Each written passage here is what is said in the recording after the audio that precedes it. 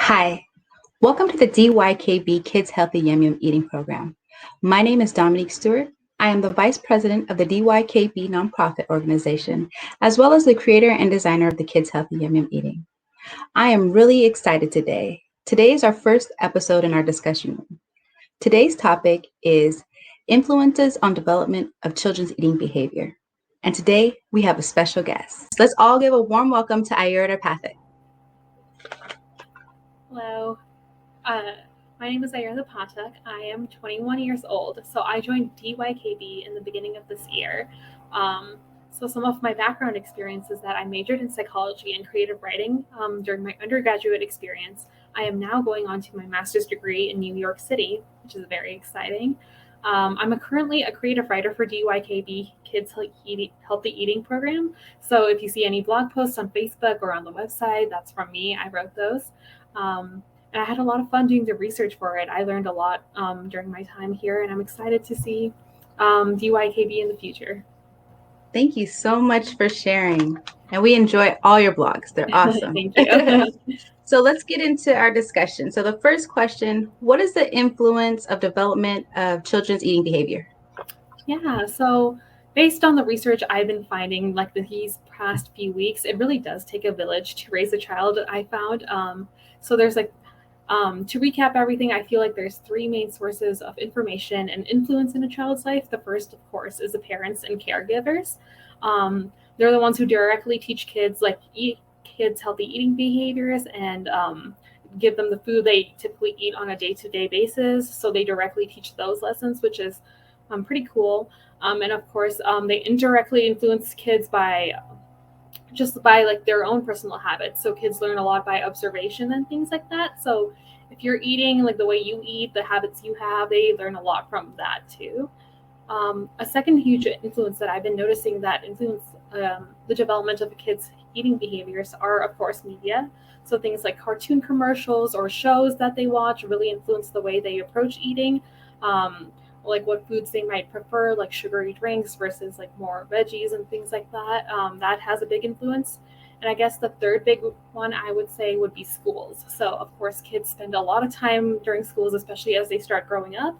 So basically, what's being served? Are they taking home lunches versus like the things they eat in the cafeteria? Do they have vending machines? Things like that can definitely influence like the type of habits they build as well. Um, and there's like all other factors too, like the Got Milk campaign, for example, was like a huge factor in having kids eat dairy when they were small, things like that. And of course, their friends are at school as well, so that's also a big influence, I would say. Oh, I definitely agree. Definitely agree. What are some eating behaviors? So eating behaviors really, from what I've discovered, kind of changes based on like each individual kid. It also depends on like how old they are. As infants, kids really don't have much of an appetite when they're infants. They kind of just eat whatever they're given. They're more playful with their food. They don't really understand what it's for. And therefore, they're more accepting of general foods, which are basically like mashed stuff right now. They're not really big. I think around 4 or 5 is when kids start becoming more picky and like start preferring more plain cooking. Uh, their tongues are probably very sensitive at that point, therefore they probably don't want anything too sugary, too spicy. But that's definitely when they start becoming their own person and like getting preferences and things like that. And then I think the general constant consensus on the research I've studied is that kids really start an interest in trying new foods and exploring around the age of 6. So maybe that's when you notice your kid starts growing a personality and like having preferences towards like specific types of food and specific type of cuisines. So it really does depend on each individual kid. Like I know me and my sister love different types of foods and cuisines as we started growing older and things like that. But also like age also plays a big factor, and the Definitely. eating behaviors as well. Definitely. Can you tell me some examples how parents can influence their kids positively? Yeah, so parents are such a big source of information in a kid's life. So there's definitely tons of ways you can do that. I think maybe the biggest way is to lead by example. Like kids are observant, like I was mentioning earlier. So if you tell them to do something and then you don't do it yourself, like you're like, eat all your veggies, but then you don't, they probably might not want to do it either because they're really observant and they really want to mimic parents and like follow their example and stuff like that.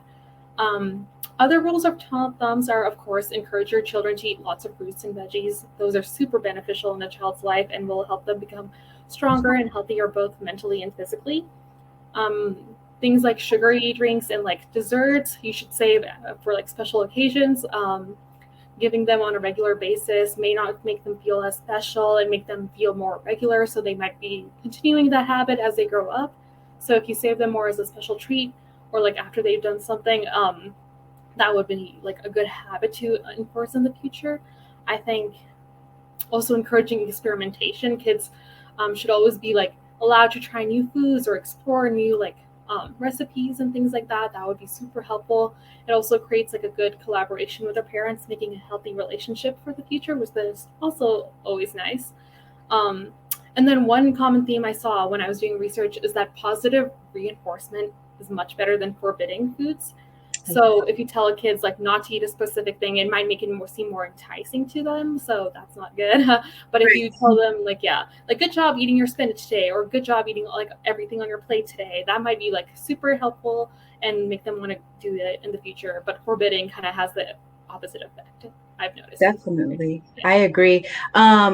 With the recipes I create for the kids healthy yum yum eating, like that was a big help too, because it's like I created like different animals or uh little sceneries, and it's like they loved it, they enjoyed it, they want to pick at it and eat it, and they're like, oh cool. So that was like a really big help too, Yeah, creating no, I'm sure. And I'm sure they enjoy like spending time with you too. So that's like yeah, a great thing to enforce. Yeah, I agree. definitely good family bond. Yeah, exactly. Okay, so what are resources that are available to help? Yeah, so when I was doing research online, the two biggest things I found is a website called myplate.gov.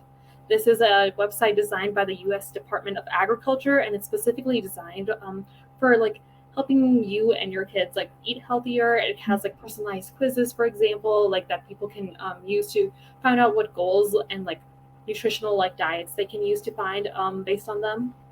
Another great website I found was the National Institute of Health, which is programmed by the U.S. state government, and it's great for research. So if you want to like figure out like a specific question or things like that, that's like great tool to have. Outside of the internet, I think libraries and doctors are both great ways to find out more research. Doctors will give you more personal advice for your children and really understand like all the individual things that go into raising a child. But of course, if you don't want to go that hard, and I know that's not a feasible thing for everyone, libraries are also a great source of information. There are plenty of books out there that go really into depth about like what kids need and like how to like treat them as they're growing older. Oh, yes, definitely. I agree. So, how do poor diets affect children's behavior? So I think there are several ways. Mentally, it makes them moodier. So they might have like extreme mood swings. They might be like super happy and then super sad really quickly. The same goes with energy. If they eat more sugary drinks or like dessert more often, they get like lots of energies and then they might get really tired really quickly because that type of energy doesn't last long and doesn't really stay sustainable. So I guess also having a poor diet can also make them more intolerant and picky in the future. So if you give them things that they only want, like sugary drinks and stuff like that, they might not be more willing to try other nutritional things in the future, which is, of course, like a lifestyle thing that they might grow into. Physically, of course, having a poor diet makes them gain weight. It reduces muscle mass, all those things. So that can also be led to like a lack of exercise or a lack of sleep because you're not getting all the nutrients you need as well. Oh, I totally agree about the sugar thing. I had a Yeah. few episodes with the kids, so yes. Yeah. What are the four main healthy eating habits you should follow? Yeah, so I guess I've been talking about this a little bit, but like I guess the main thing is to be experimentative. Like you were talking about Oh, like trying that's new right. Yeah. recipes and like playing with food. That's super helpful because then they start exploring what things they like what flavors they like, what textures they prefer, things like that could make them also more curious about trying more recipes in general. And that's really helpful just for like their entire life. Like, like they're never afraid to try new things and try new like ideas as they start coming more of age and things like that. I guess more like strict rules of thumb could be like to eat slowly. So if you're watching television or you're distracted while eating food, you eat a lot more quicker. So you might not notice like how much like full you're getting or how much your stomach is filling up. Therefore, you might eat a lot more than you intend to. So making sure that kids are really focusing on how much they're eating, as well as like not being distracted and forgetting how much they eat. That could also be like a quick way of consuming a lot of food that you might not need intentionally. Um, and we mentioned this before, but restricting food is kind of not a good idea because it might make the food itself seem more appealing. If you forbid them from eating like snacks or desserts, they might want to eat a lot more if they go to a friend's house, for example, or if they see it at school. So again, like another way to approach this is to reinforce behavior. So if they eat something healthier, you'd be like, good job. Like, or like they try something new, you'd really tell them like, oh, good job for doing that. So they'll be more likely to do it in the future. And I guess a fourth main habit would be, so eating habits are like interconnected with a lot of other healthy habits. So making sure your kids like get like a lot of exercise, they like drink lots of water and get regular sleep. That all influences eating as well. Oh, definitely. I agree. Okay, so what are the benefits of eating healthy? And this is for basically everybody in general. So, So I guess general benefits mentally is, of course, it improves mood, it reduces anxiety. If you're getting all the fundamental needs you need on a regular basis, it can really help take care of mental aspects that you might be stressing or being anxious about. Of course, it makes kids more curious, like we were talking earlier, and being more willing to try more new things in the future. Um, and of course, having all these nutrients and stuff really helps the brain. So there have even been a few studies I came across while doing research that show that kids who eat healthier or have better diets actually have better performance on like tests and stuff at school. So it definitely improves your mind a lot of ways as well. And of course, physical benefits for everyone. What you eat really influences the way you sleep, the way you exercise, and the way you function on a daily basis. So making sure you have that energy throughout the day really helps you function lifestyle. So getting enough nutrients, vitamins, things like that really helps you create a sustainable body and maintain like all the other systems like immune systems, digestive systems. So all of those things are physical benefits. And then of course, general benefits like maturing the lifestyle is to create a really good relationship with food. So if you get kids started young, they'll really carry these habits throughout the rest of their life. And therefore, like you've just basically created someone who's self-functioning individually, enjoying different foods and things like that, which is really important. I definitely agree. So before we end here, do you have any other advice or recommendations we can give our caregivers or parents? Yeah, I guess one thing I would say is that like each kid is different. What works for one kid may not work for like even their twin, for example. Like each kid has different preferences and they may change as they grow up. So make sure, like, no matter how much research you do, you always want to make sure you're communicating with your kid and asking them like, what do you want? What do you want to try? Things like that. Because of course, like each kid has their own individual like flavors they like, preferences they like, and even allergies can have a huge impact on diet as well. So just make sure to remember that each kid can be different, I think. Definitely. With 4 kids, I definitely agree. Yeah, they definitely have different eating behaviors, I bet. Awesome. Well, everyone, thank you for watching. Please go to www.dykb.org. Check out the Kids Healthy Yum Yum Eating Program. Check out all Ayota's blogs. She's a great creative writer. Ayota, thank you so much for your time. I truly, truly appreciate it. You have a blessed day. Yeah, you too. Thank you. That was so much fun. What a great interview with Ayota Pathak. Thank you guys so much for watching. If you have any recommendations or advice, please comment below, hit that notification bell, hit that like button, as well as go to www.dykb.org. Check out our volunteer opportunities as well as our membership perks.